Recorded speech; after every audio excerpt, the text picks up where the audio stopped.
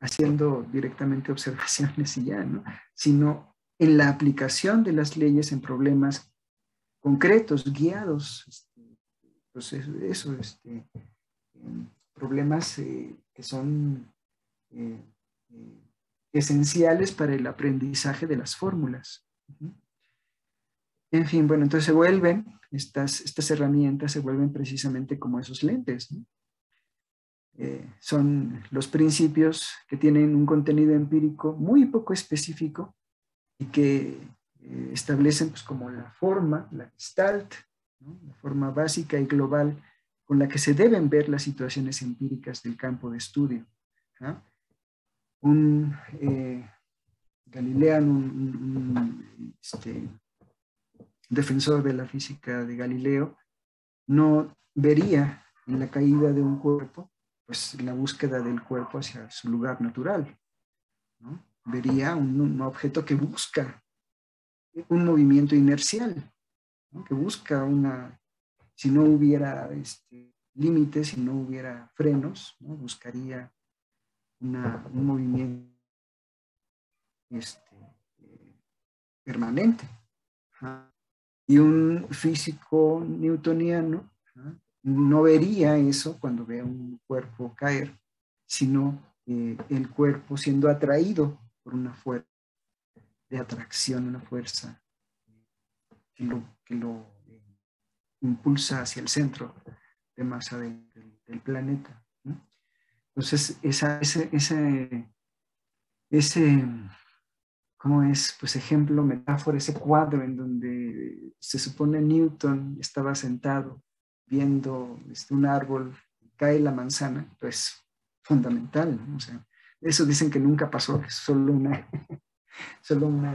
fábula, pero imagínense que si realmente pasó o no, a Newton, imagínenselo ahí viendo la manzana caer y pensando, bueno, pues ¿qué podría ser que esa manzana o ese objeto tendiera hacia abajo? O sea, a lo mejor lo que podemos plantear es que hay una fuerza que la atrae, ¿no? Y es una fuerza que a lo mejor atrae también a los otros planetas.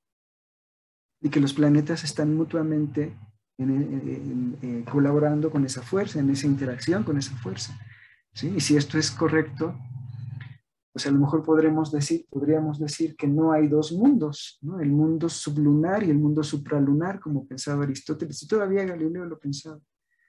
¿Ah? El mundo de la luna hacia acá, el mundo sublunar, ¿no? Es un mundo en donde los graves tienden a caer, ¿no? Y los etéreos tienden a subir, tienden hacia arriba, hacia el cielo. Ajá. Pero de la luna hacia arriba, de la luna hacia el exterior, es el mundo supralunar, pasan cosas muy raras porque pues, hay planetas. ¿Y por qué no caen? ¿Por qué no se caen? ¿No? Si buscaran su lugar natural y somos el centro del universo, dice Aristóteles, ¿por qué? La pregunta es por qué la misma luna, la propia luna, el sol, Marte, Venus, ¿no? No se precipitan hacia la Tierra, porque están ahí. Entonces, lo que pasa de la luna hacia afuera, el mundo supralunar, obedece otras leyes. Y lo que piensa Aristóteles es que pues, seguramente circulan sobre esferas materiales, ¿no? Los planetas, el Sol, esferas cristalinas materiales que impiden que los planetas se precipiten hacia la Tierra, ¿no? Entonces, esa es mi única explicación, diría Aristóteles, ¿no? O sea, veo los planetas, están ahí, se mueven, regresan, ¿no? Seguramente se mueven de forma circular, de forma perfecta, ¿no? Pero ese transcurso que llevan, ¿no? Está dirigido, está sostenido más bien, por una esfera material. ¿No? No podría ser de otra forma. ¿No? Esferas cristalinas, ¿no? Que pues son, si son materiales, pues son susceptibles a quebrarse, a romperse, ¿no? Entonces la pregunta que después le aparece, después se formula, que por supuesto es lógico, ¿no? Pensar, ¿y qué pasa con los cometas? ¿no? Las estrellas fugaces o lo que parece que atraviesa el universo, ¿no?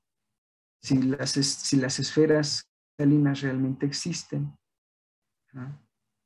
No podría haber cuerpos atravesando las esferas cristalinas celestes, ¿no? O sea, bueno, todo un asunto ahí, ¿no? ¿No? Es decir, del debate acerca de si estas esferas cristalinas realmente existen o no. Es una explicación, ¿no? Lo que hace Newton, lo que consigue Newton, por eso es tan importante, ¿no? Lo que consigue Newton es mostrar, ¿no?, que con una sola fórmula, que con una sola ley, la ley de la gravitación universal, es posible explicar todos los movimientos, ¿no? Que no son dos mundos distintos, el mundo sublunar y el mundo supralunar, sino que es una sola fuerza, ¿no? Una fuerza de atracción, ¿no?, que es la misma que si yo aviento este objeto, ¿no?, así, y hace una elipse, ¿no?, es la misma fuerza que hace que la luna esté cayendo todo el tiempo hacia la Tierra, pero no termina de caer hacia la Tierra, ¿no? Está siguiendo en su movimiento, no cae porque la Tierra está moviéndose, ¿no?, pero está siendo atraída hacia él.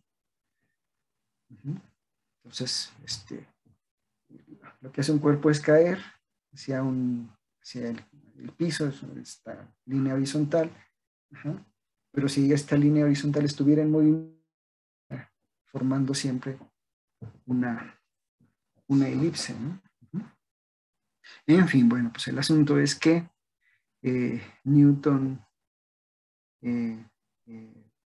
ve otra cosa, observa, interpreta otra cosa, y la caída de un cuerpo como este de la manzana, y genera, como dice el buen Quine, ¿no?, entra un input finito, ¿no?, completamente contingente, ¿no?, y le devuelve al mundo una teoría pues,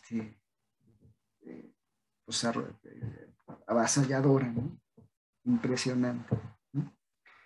Bueno, muy bien. Las generalizaciones simbólicas, entonces, son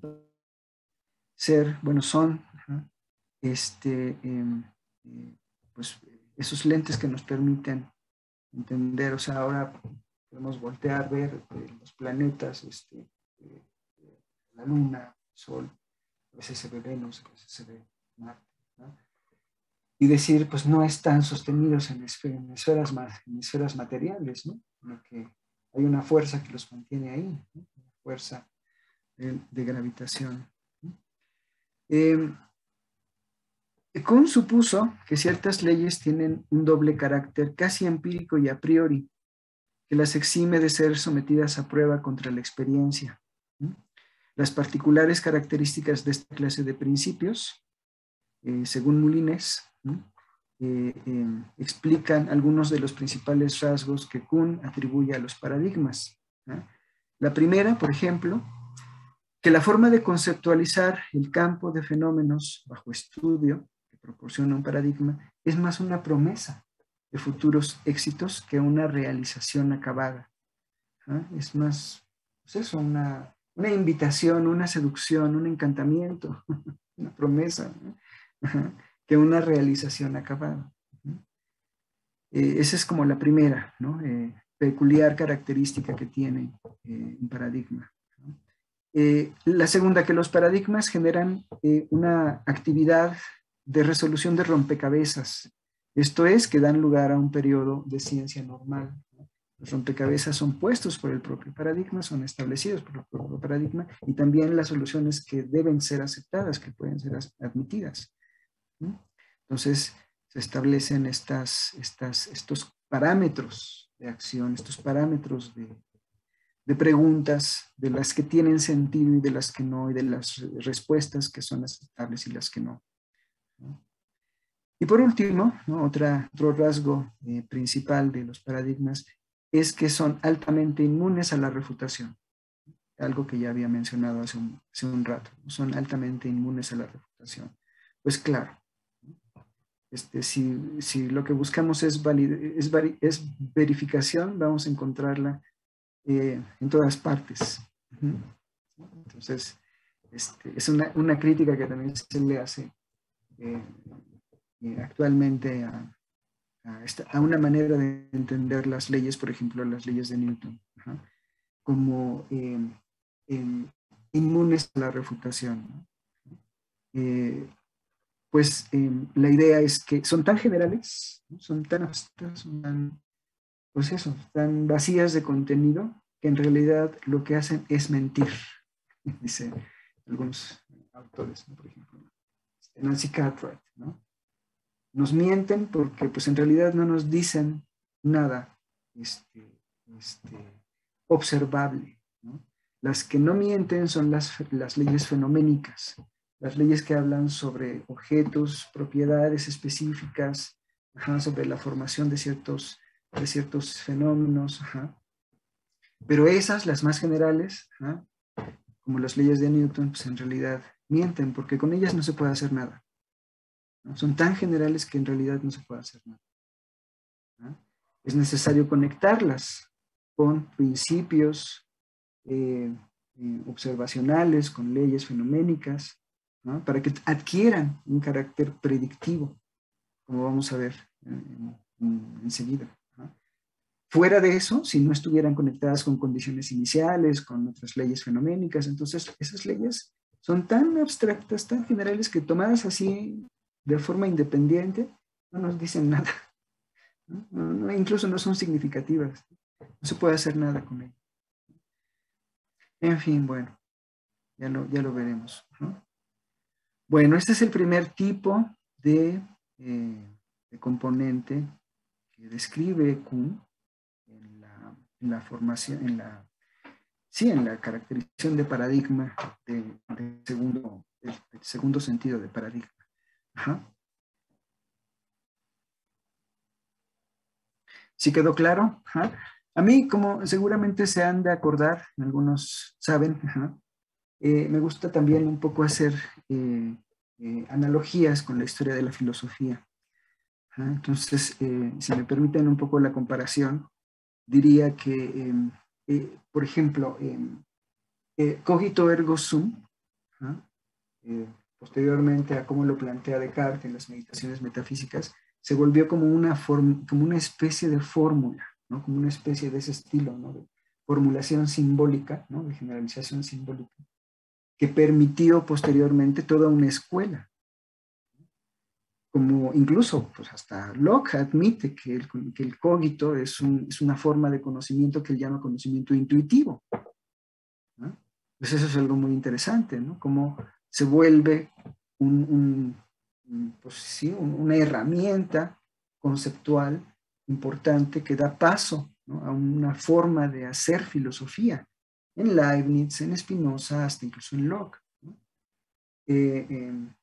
También mucho se ha dicho, ¿no? Cómo del cogito ergo sum se adquieren o se pueden extraer las condiciones que permiten entender los juicios analíticos o lo que eh, Leibniz llamaba verdades de razón.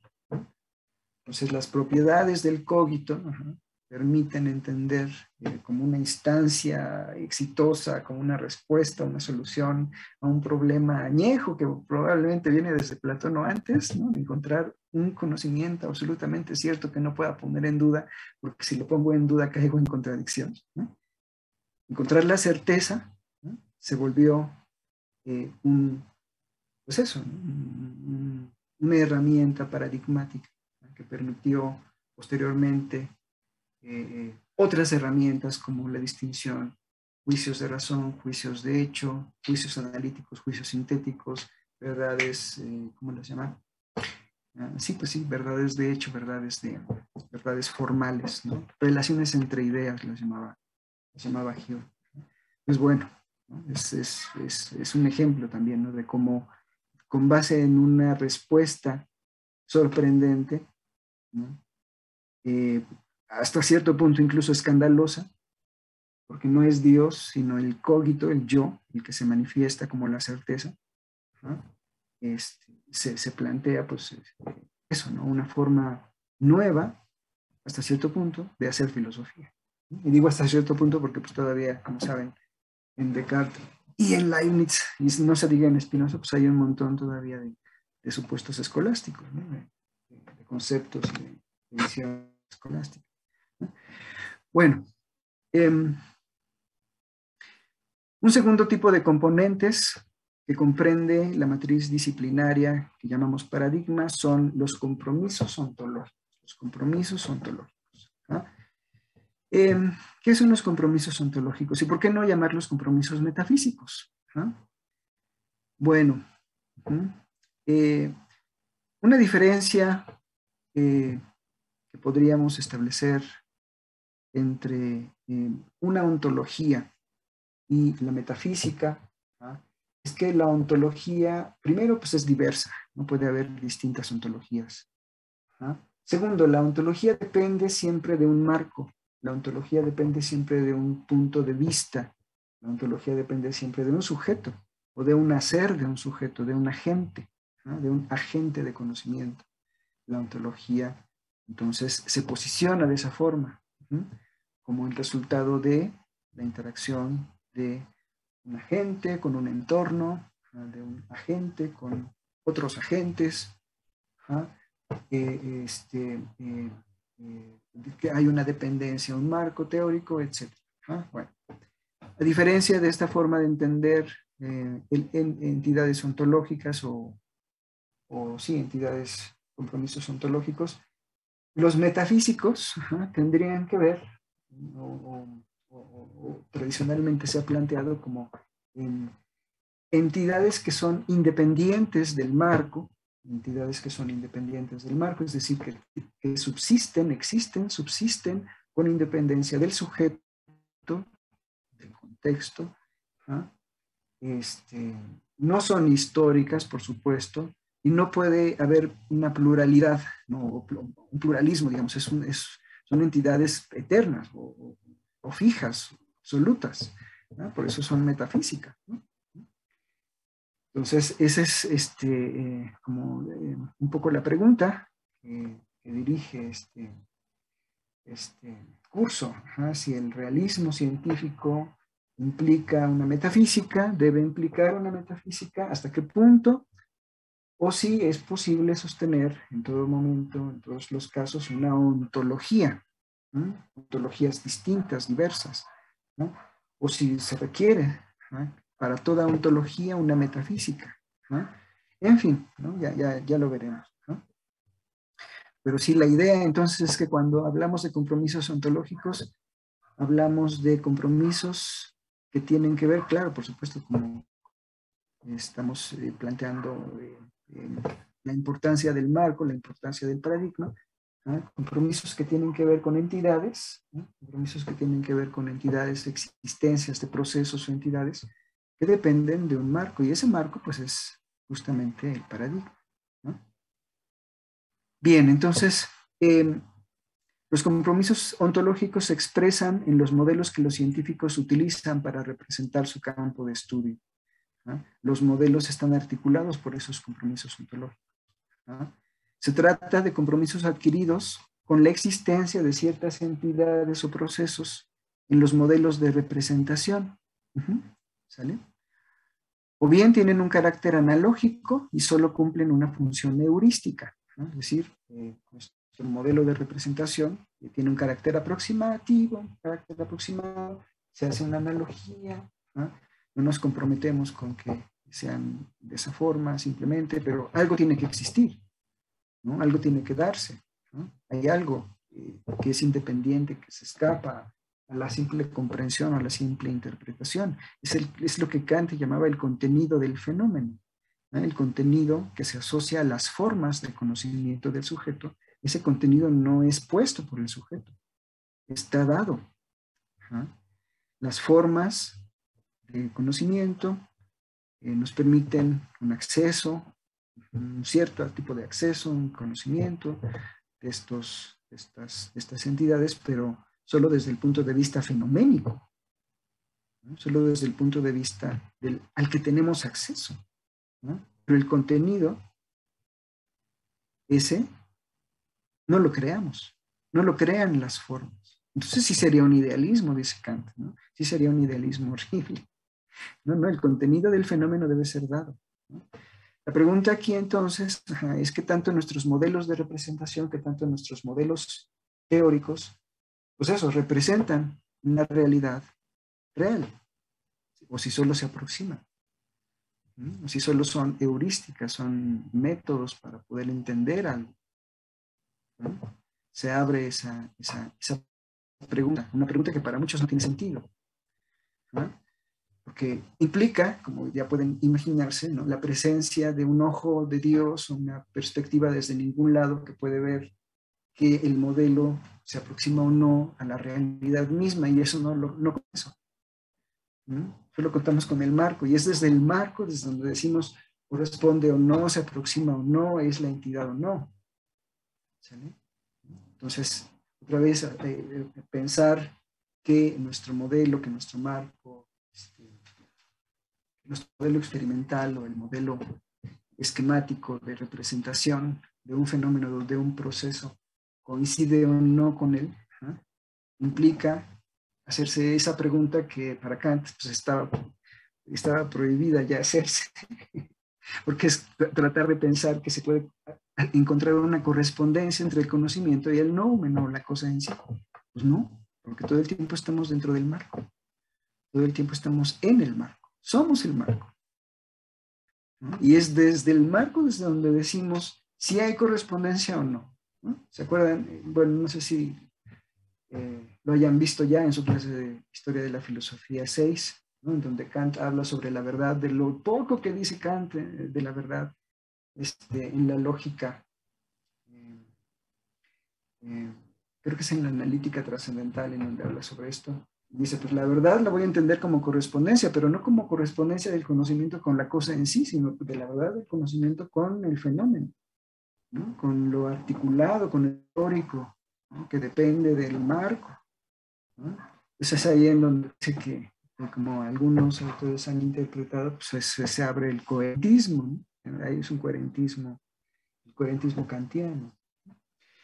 En fin, el asunto es que eh, eh, cuando hablamos de estos compromisos, ¿no?, ontológicos, ¿no?, nos referimos a entidades o procesos que el propio marco reconoce como entidades y procesos, como esas entidades y procesos, ¿no? ¿Qué ejemplo podríamos poner al respecto, ¿no? Entidades, bueno, pues estamos pensando si los electrones existen realmente, ¿no? ¿Cuáles son los criterios para poder decir que los electrones existen? Ajá. Si existen con independencia de o no, ajá, de nosotros, pues, o ¿no?, de la experiencia humana o no.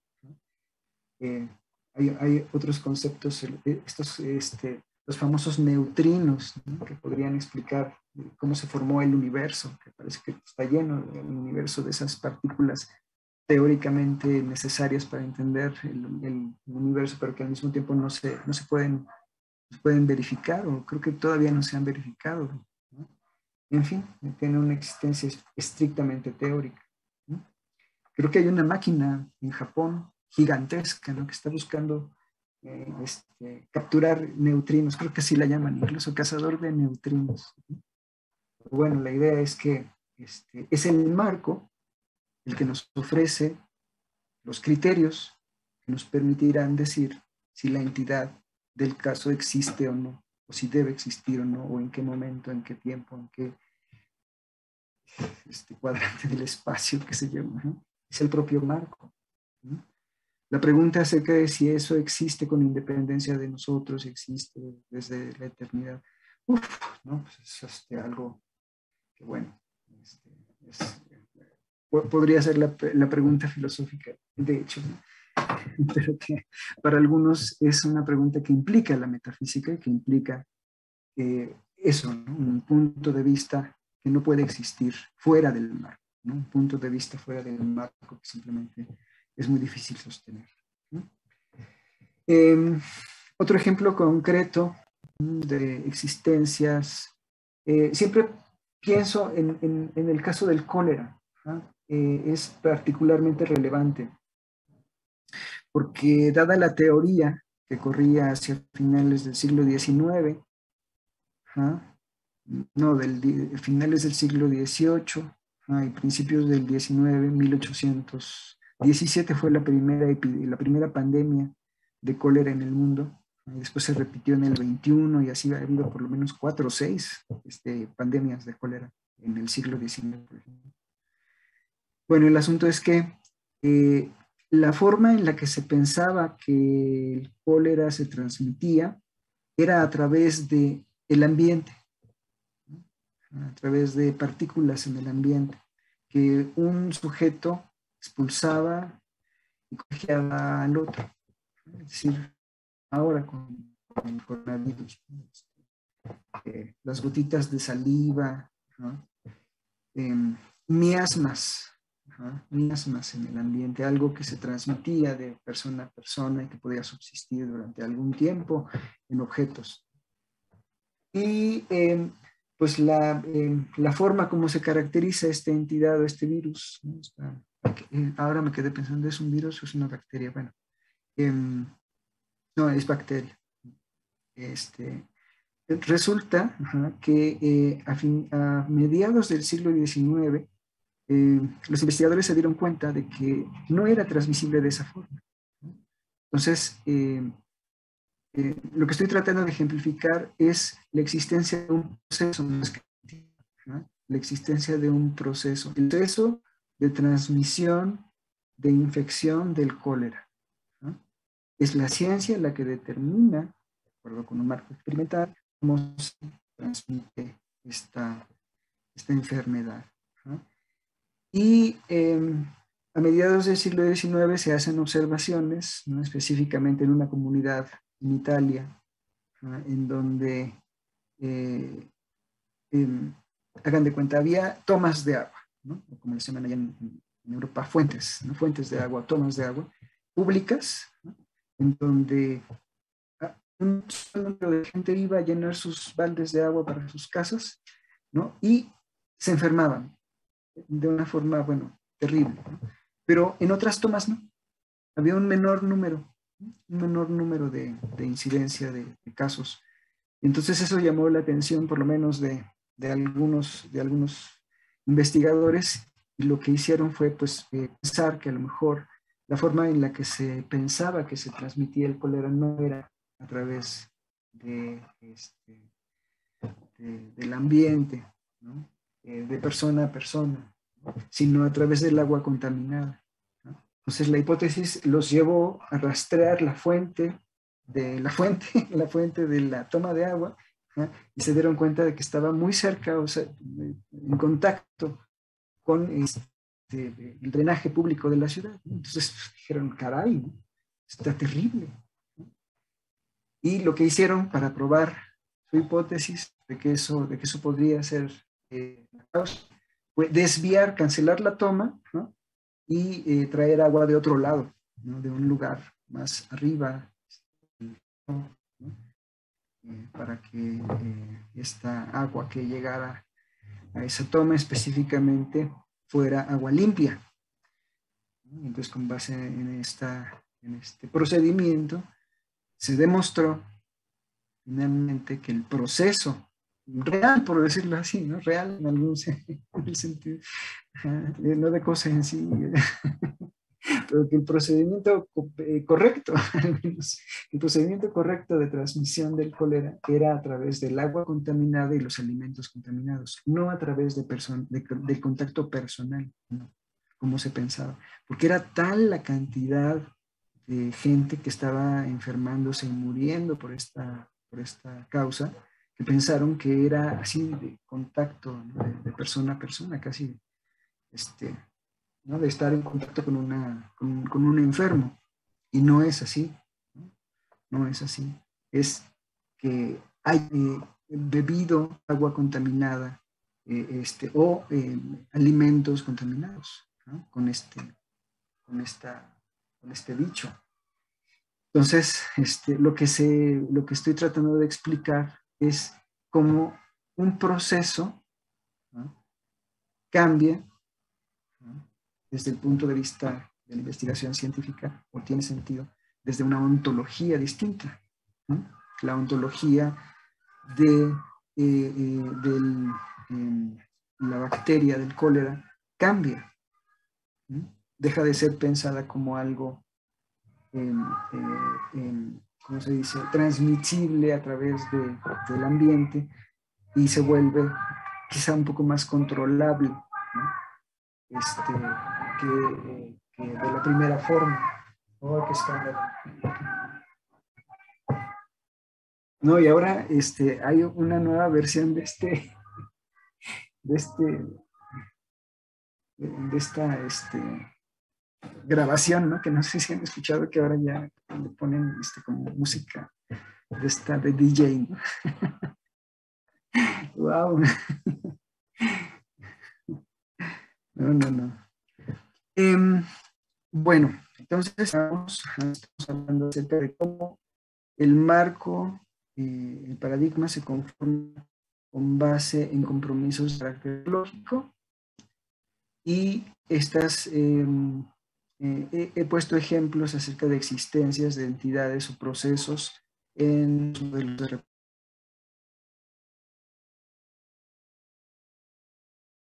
modelos, las representaciones y las metáforas que son admisibles, con lo cual contribuyen a acotar el tipo de explicaciones y preguntas que tiene sentido formular en un dominio científico, ¿no?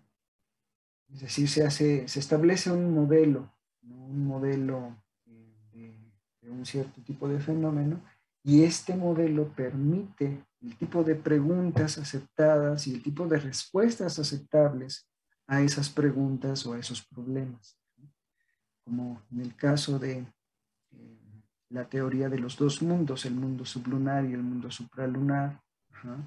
Pues había preguntas que podían hacerse, que tenían sentido para el primer mundo, pero no para el segundo. Ajá. O había preguntas que podían hacerse para el segundo mundo, el mundo supralunar, pero no para el primero. Ajá. Por eso es que, como les he mencionado, creo que el semestre pasado, ajá, cuando Aristóteles se encuentra con la objeción, ¿no?, de que pues hay cuerpos que parecen atravesar el universo, como los cometas o las estrellas fugaces, o cuerpos que simplemente están en movimiento en el universo, dice él, pues lo que ocurre es que son como, ¿cómo les diré? Como fenómenos meteorológicos que se dan en esas esferas, pero que en realidad no las atraviesan, ¿no? Que parecen atravesarlas, parecen venir hacia nosotros e irse, pero que en realidad son como pequeños ciclones, como pequeñas tormentas que se dan como si estuvieran manchadas, por decirlo así, las esferas, y en su movimiento hace que parezca que se están acercando cuando en realidad no es así, ¿no? Entonces, bueno, pues cuando se hicieron las investigaciones sobre los cometas, el Halley y todo ello, pues, claramente pues la teoría de las esferas cristalinas se derrumbó, ¿no? Que era ampliamente explicativa, amplísimamente explicativa, fundamental para entender los movimientos, pues es el antecedente probablemente más remoto, ¿no?, para poder entender por qué los planetas no se caen hacia la Tierra, porque están ahí aparentemente flotando. Ajá. Y era súper explicativa, pero al mismo tiempo, pues, con base en estas observaciones de cuerpos, meteoritos, cometas, pues no, se, se, se prueba que esa teoría es incorrecta. Adrián, adelante.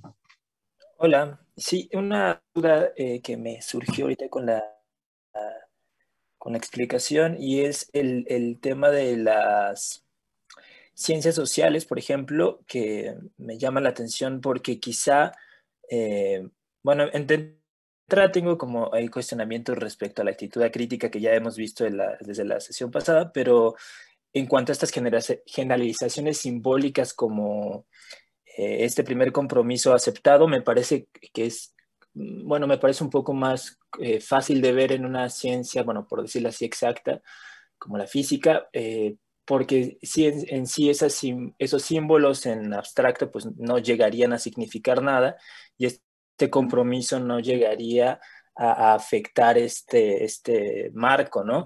Me parece un compromiso que lo entiendo, pero en el caso de las ciencias sociales, me queda la duda de cómo poder eh, esa simbología, porque no la encuentro como tal. Por ejemplo, pienso en el caso del derecho y pienso que proviene más de una cuestión político, ética y muchas veces de opinión eh, que una cuestión simbólica. Pero bueno, esa es como mi duda, cómo se dirige más o menos en las ciencias sociales, o si no, pero bueno, no sé si me expliqué bien. No, sí, sí, completamente, sí, completamente. Lo que creo que está en el fondo es que al menos un formula su modelo, y esta es una limitante, como ya puedes imaginarte, su modelo teórico de cambio científico para una disciplina en ciencias naturales, ¿ah? Biología, química, física, claro, ¿no?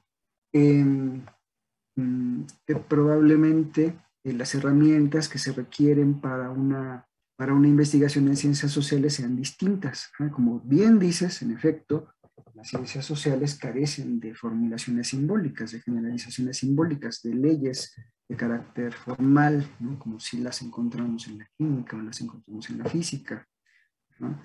Eh, en fin, algunos autores de la versión de la corriente dura dirían, pues en la medida en que no las tengan, pues no podemos considerar las ciencias, ¿no? Sino pues solamente ese tipo de estudios que, caray, pues están haciendo su luchita, pero todavía no entran en el camino seguro de la ciencia.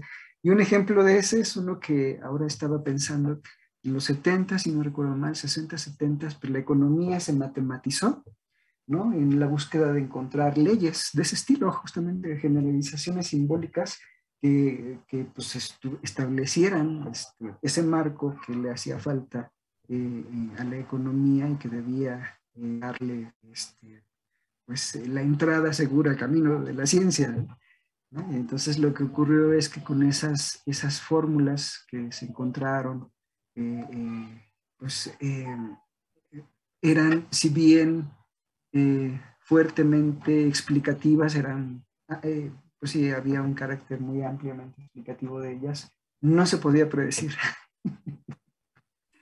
Entonces, pues hubo un desencantamiento, una ruptura esa posición, ¿no? Creo que la idea de fondo es que pues hay distintos tipos de formas de hacer investigación de los distintos fenómenos, sean naturales o sociales, y que pues en el caso de las ciencias sociales no se requiere o no tendría por qué requerirse de estas generalizaciones simbólicas, pero sí de algunos principios rectores, de algunas leyes, de algunos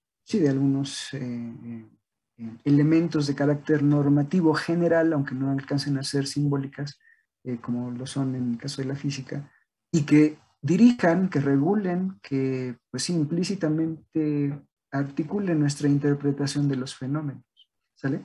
Ese es el nivel, digamos, al que se podría aspirar de ciertos principios de carácter, si no universal y necesario, si de un carácter por lo menos amplio, de un fenómeno en la política, por ejemplo, o en el derecho, que formen, que sean la base para poder interpretar o observar o adjudicar entendimiento y existencia, un proceso, entidad. ¿Ah? Eh, y, y sí, no tendrían que ser generalizaciones de este estilo. ¿Ah?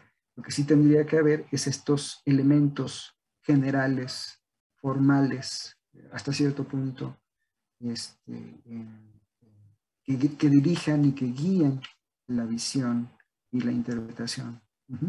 ¿Sale? Sí se ve Sí, un poco la sí, diferencia. Ajá. me queda No, más claro. no tendrían, sí, Ah, sí, no tendrían que ser leyes, ¿no? Ajá, del estilo físico o químico. Sí, Adrián, dime. No, solamente estaba diciendo que, perdón, Pierre, me quedó más claro y esta distinción que se marca en cuanto a la pretensión quizá de ciencia, pero bueno, también tendría que ver si entra con Kuhn, ¿no? Específicamente eh, algunas ciencias sociales o algunas denominadas ciencias sociales, pero esa es la duda.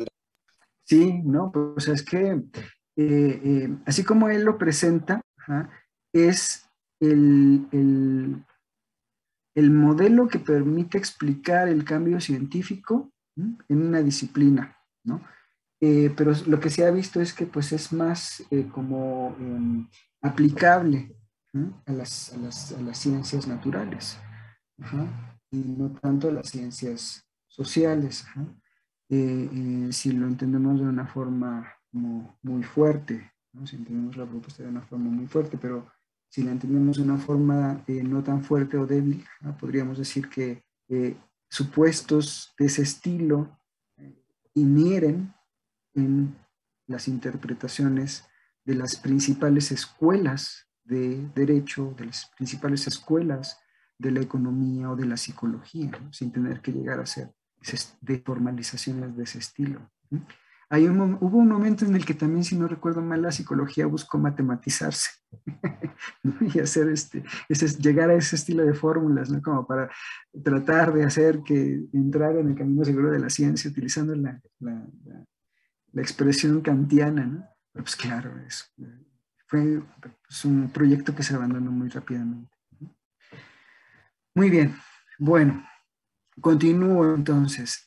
Los compromisos ontológicos son de lo más importante porque, eh, por una parte, pues son el mobiliario del mundo, ¿no?, con el que nos vamos a encontrar, ponernos de acuerdo acerca de cuáles son las entidades y procesos que vamos a investigar en nuestra disciplina, es lo más importante, ¿no? Es de lo más importante, y además también pues, pone énfasis en que debe ser el mismo lenguaje, ¿no?, los mismos términos teóricos, ¿no? Si no nos ponemos de acuerdo acerca de esto, si no nos ponemos de acuerdo acerca de las entidades y procesos, difícilmente vamos a poder avanzar, ¿no? Entonces, estos compromisos ontológicos también son compromisos acerca de los términos teóricos que utilizamos para esas entidades, para referirnos a esas entidades, ¿no? Eh, si no recuerdo mal, en su serie Tiempo, Heidegger en la sección 6 o 7 dice, ¿no?, que la primera tarea de la ciencia es construir su propia ontología, ¿no?, es construir su ontología, establecer, determinar qué objetos son a los que se va a dedicar a estudiar, ¿no? Entonces, si no tiene eso, pues dice, no tiene nada, ¿no? El objeto de la biología y los objetos de los distintos tipos de biologías que hay, los objetos de la química y los distintos tipos de objetos a las que las distintas químicas se dirigen, ¿ja? Bueno, tienen que ser determinados previamente, ¿ja?, para poder trabajar, ¿ja? Esta determinación previa, ¿ja?, ojo, no es tanto a priori, ¿ja?, es por supuesto en la interacción con las cosas, con los fenómenos en donde se van dando las diferencias, pero sí es importante pues establecer ese marco, establecer ese terreno para poder avanzar en la ciencia, ¿no? Bueno, entonces estos compromisos ontológicos están expresados incluso, ¿no?, como les digo, en Heidegger, en Ser y Tiempo, y es una de las primeras expresiones que él dice, pues cuando nos preguntamos por el ser, no nos estamos haciendo una pregunta idiota, ¿sí? Los investigadores al conformar su marco de entidades y procesos están haciendo ontología, ¿no? Entonces, bueno, eso es interesante, ¿no? Están haciendo ontología desde estos marcos, las preguntas que se hacen, ¿no?, están formulando los criterios que permitirán decir qué es lo que existe y cómo va a ser investigado. Uh-huh. Muy bien, bueno, actualmente podemos decir, no existe una sola ontología para las ciencias, al contrario, por el contrario, existen un sinnúmero de ontologías, y lo que es más, y lo que se ha visto, eso es algo a lo que a lo mejor llegamos un poco hacia el final, un mismo investigador no puede casarse con una sola ontología. En biología, por ejemplo, o en química, los investigadores, tomen con pinzas, coquetean con distintas ontologías y se mueven en distintas ontologías. Y eso es completamente válido.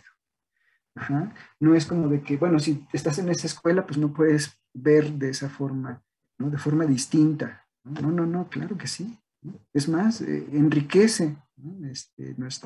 Nuestra discusión, nuestra apreciación de los fenómenos que estamos viendo, de los procesos que estamos viendo, ¿no? Abrir esa visión ontológica, este, que haya, permite que haya dinamismo, ¿no? Que haya pues, otras variantes, otras variables, ¿no?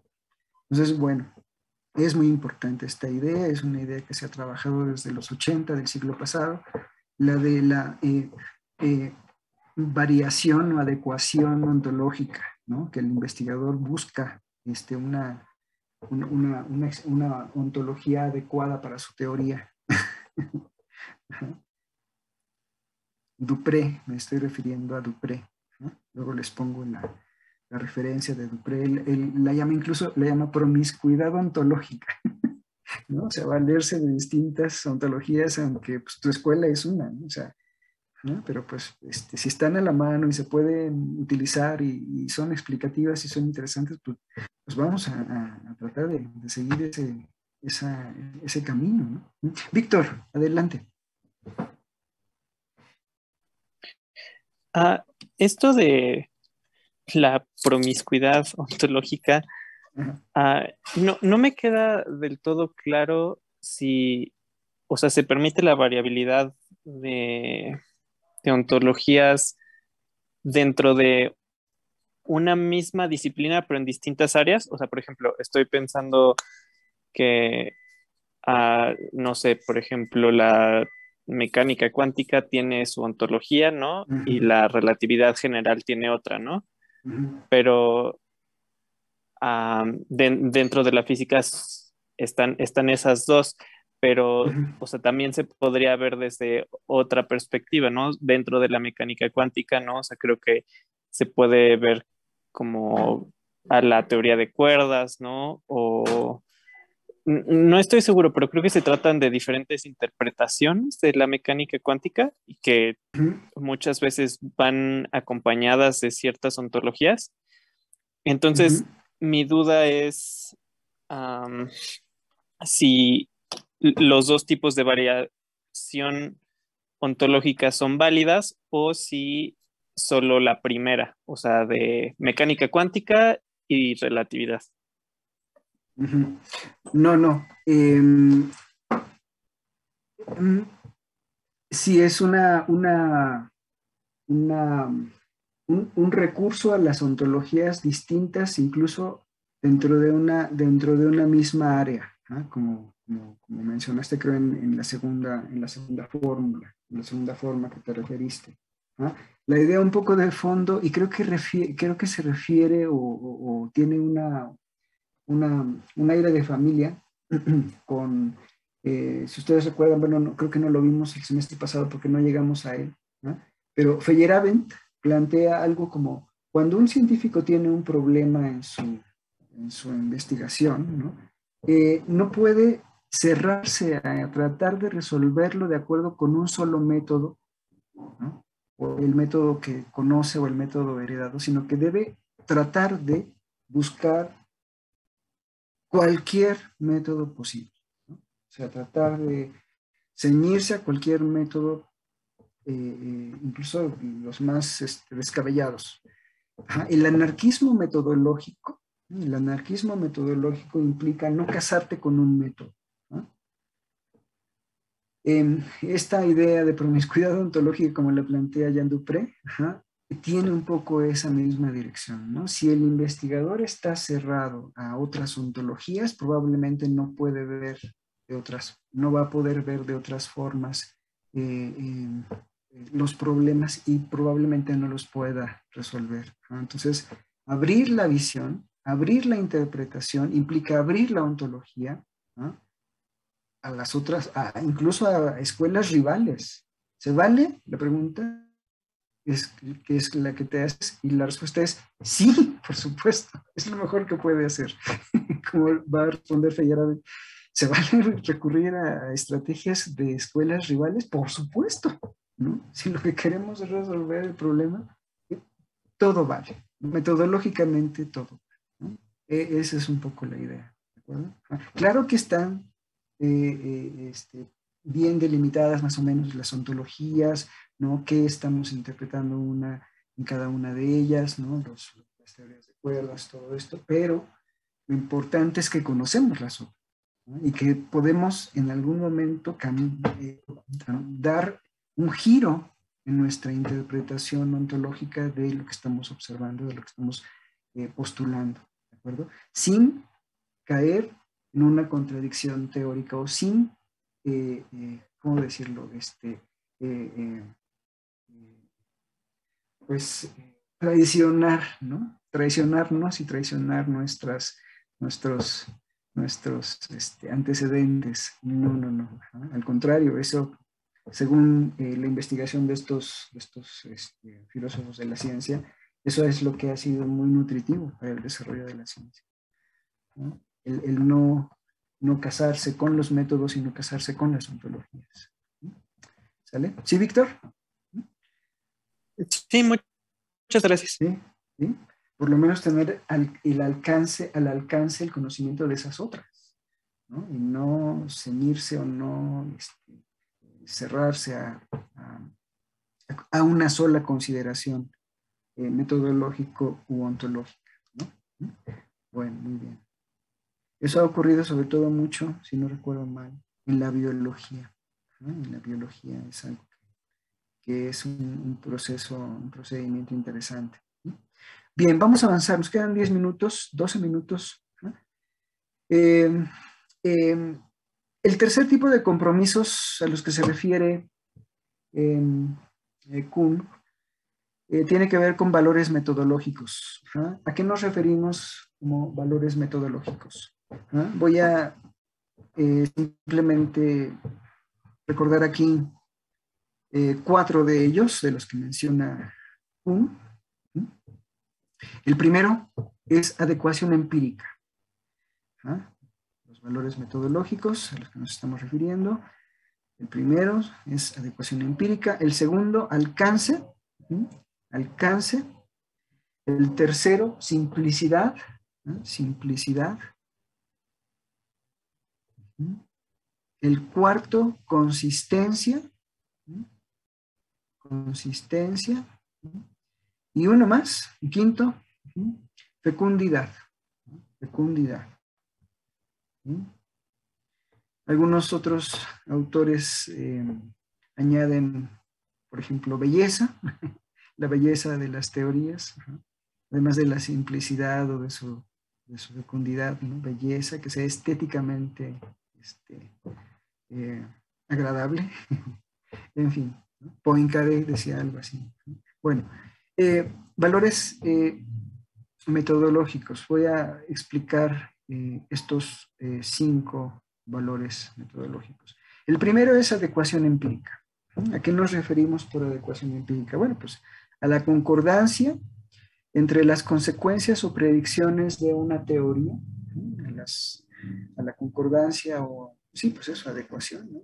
Correspondencia entre las consecuencias o predicciones de una teoría y las observaciones o resultados de la experimentación, ¿no?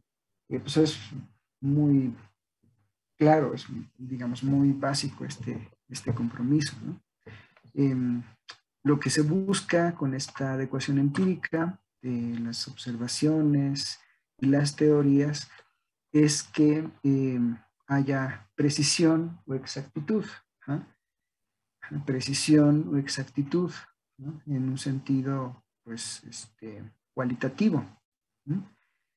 Ahora, lo cierto es que ustedes seguramente han de estar pensando, bueno, adecuación empírica la encontramos en Aristóteles, ¿no? Adecuación empírica la encontramos en Galileo, ¿no? O en teorías que han sido ya refutadas, ¿no? Bueno, entonces, lo que Kuhn sugiere es que este criterio es simplemente un criterio formal, la adecuación empírica, ¿no? Pero que no es suficiente, ¿no? No es un criterio de suficiencia de la corrección de una teoría o de su adecuación, ¿no? No contextual, ¿no? La adecuación empírica es un criterio contextual, ¿no? Es un criterio relativo, ¿no? Entonces, recuerden a Tycho y a Kepler mirando el amanecer, ¿no? ¿Sí? Para Tycho, ¿no? Es la Tierra fija, ¿no? Y el Sol moviéndose, ¿no? Saliendo en este caso. Mientras para Kepler es el disco solar fijo, ¿no? Y el horizonte moviéndose, ¿vale? Entonces, la adecuación empírica, así como que criterios para la adecuación empírica es muy, pues sí, están relacionados, son relativos a contexto, ¿no? Al estado de la discusión, al estado de la tecnología, al avance pues sí, de las herramientas y de los procedimientos que tenemos para afirmar que hay una correspondencia o no, ¿no? Claro, pero ahora podemos decir, bueno, sí, pues en realidad es el Sol que está ahí en el centro, los planetas están alrededor, pero en el caso de situarse en este contexto en el que están discutiendo ambos autores, simplemente pues no se puede contar con algo así, ¿no? Entonces parece que hay adecuación empírica en los dos casos, ¿no?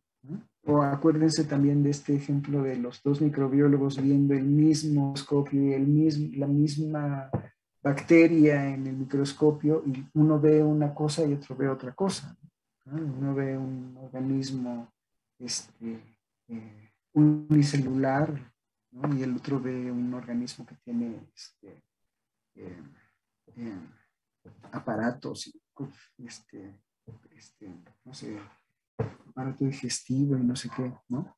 Entonces los dos ven cosas distintas, ¿no? Aparentemente, pues hay adecuación empírica, pero esta adecuación es relativa, ¿no? Relativa a la teoría. Esta adecuación es, pues, un punto importante, un punto de partida muy importante, pero no suficiente. ¿Vale? Alcance, ¿a qué nos referimos por el alcance de una teoría? Nos referimos a la extensión del campo de aplicaciones de una teoría, ¿no? El alcance de una teoría tiene que ver con el conjunto de fenómenos, campo de fenómenos a los que se extiende, ¿no? A los que se aplica la teoría, ¿no? Entonces, las leyes de Newton tienen un alcance enorme, enormísimo, ¿no? Mientras que otras leyes fenoménicas no lo tienen tanto, ¿no? ¿Sabe? Tienen un menor alcance porque se extienden a campos de fenómenos más restringidos, ¿sale? Entonces, mientras mayor alcance parece ser pues, mejor, ¿no? ¿no? Pero al mismo tiempo, mientras más alcance tiene una teoría, parece decir menos. Un fenómeno muy interesante, ¿no? Hay una mayor generalidad y entre mayor generalidad, pues es algo para la teoría, pero al mismo tiempo tampoco empieza a decir menos contacto con el mundo, ¿no? Alcance. ¿Qué es la simplicidad de una teoría? La simplicidad de una teoría es para dar cuenta de distintos fenómenos, diversos fenómenos, recurriendo a un menor número de supuestos, ¿no? Recurriendo a un menor número de supuestos. Es decir, no es, ¿cómo les diré? Pues lo contrario, ¿no? No es compleja, no es una teoría que requiera de muchos supuestos, sino por el contrario, mientras menos supuestos tenga, es más fácil, es más accesible, es más entendible, ¿no? Dar cuenta de distintos fenómenos, ¿no? Nuevamente, pues el más cercano, más a la mano para entender la simplicidad, pues son las leyes de Newton, ¿no? Las tres leyes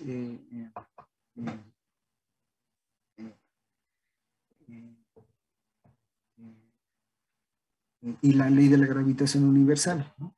¿Ah? Es decir, no requerimos más que esas 4 leyes. No se requiere más que eso. Y haber llegado a eso, en el momento en el que Newton plantea esas 4 leyes, unifica el universo, que estaba dividido todavía hasta ese momento en por lo menos 2 tipos de fenómenos universales, ¿no? 2 tipos de movimientos distintos, ¿no? El de los planetas y el de los pies en la Tierra, ¿no? Entonces, el carácter de simplicidad que tiene esta teoría es apabullante. En fin, bueno, consistencia. Consistencia tiene que ver con la coherencia lógica tanto interna como con otras teorías aceptadas, ¿no? Consistencia es la coherencia lógica que tiene una teoría con sus propios supuestos, con sus propios conceptos, al igual que con otras teorías aceptadas, ¿no? ¿Vale? Es una consistencia interna y una consistencia externa, ¿no? No muchas teorías logran algo así. Logran de una mejor manera probablemente la coherencia interna, pero no la coherencia con otras teorías. Es ahí en donde hay un desajuste, ¿no? Pero bueno, en el caso de la teoría de la gravitación universal, por ejemplo, sí se logra una coherencia interna y también con otras teorías aceptadas, ¿no? Al grado de que pues, las otras teorías son incluso, ¿no? Como se han planteado, subsumidas por él, dado su grado de generalidad, ¿no? Y por último, la fecundidad, ¿no? La fecundidad tiene que ver con la capacidad de una teoría para generar nuevas soluciones y nuevas líneas de problemas interesantes, ¿no? Nuevas soluciones y nuevos problemas pues, relevantes desde el marco, ¿no? Entonces, por ejemplo, y con esto termino, me quedan 2 minutos, lo podemos desarrollar un poco más la clase que entra. Hay fecundidad en la teoría de Newton porque permitió el descubrimiento de Neptuno, ¿no? Urano presentaba una órbita irregular y dijeron, pues, ¿qué puede explicar órbita irregular? Pues, la presencia de otro planeta que no hemos visto.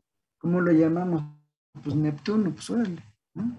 Vamos a calcular dónde debería estar o en dónde debe estar en relación a por qué Neptuno hay un momento en el que parece que se retrasa, entonces tiene que estar por ahí en ese cuadrante. Lo encontraron. Entonces hay una fecundidad, por supuesto, amplió la ontología, ¿no? Amplió la ontología.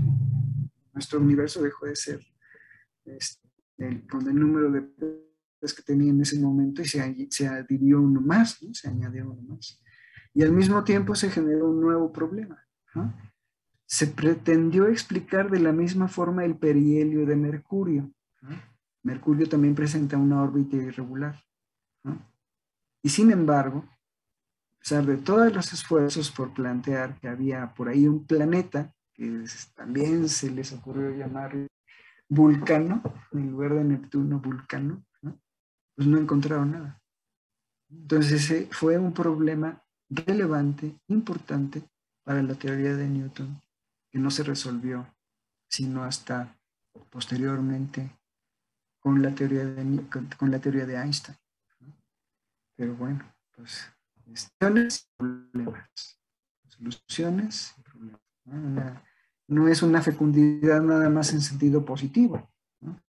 Sino también el tipo de problemas que son acuciantes, que se pueden resolver algunos de ellos dentro de los mismos términos del paradigma, pero otros que, ay, caray, vamos a ver cómo le hacemos posteriormente, ¿no? ¿Cómo resolvemos? Generalmente, como les decía, cuando se presenta uno de estos problemas, falta de solución, se piensa que o bien es el problema el científico o el estado de la tecnología, el estado de la observación, no por algo que no estamos viendo, ¿no? Pero no la teoría, jamás, al contrario, la teoría está bien, los errores no están en ella, sino en nosotros, ¿no? Nuestras herramientas, ¿no? Bueno, Me quedó todavía por ejemplificar, caracterizar el cuarto tipo de compromisos. En eso nos quedamos, con eso empezamos la próxima clase y avanzamos en lo que podríamos decir, en lo que podríamos llamar pues las críticas de Kuhn a la tradición y sus problemas. Y cuando hablemos de esos problemas entrará el problema del realismo, el problema del relativismo, de la irracionalidad, y bueno, esa es la agenda para la siguiente clase. Si no tienen alguna pregunta, tienen ninguna duda, pues nos vemos la próxima semana.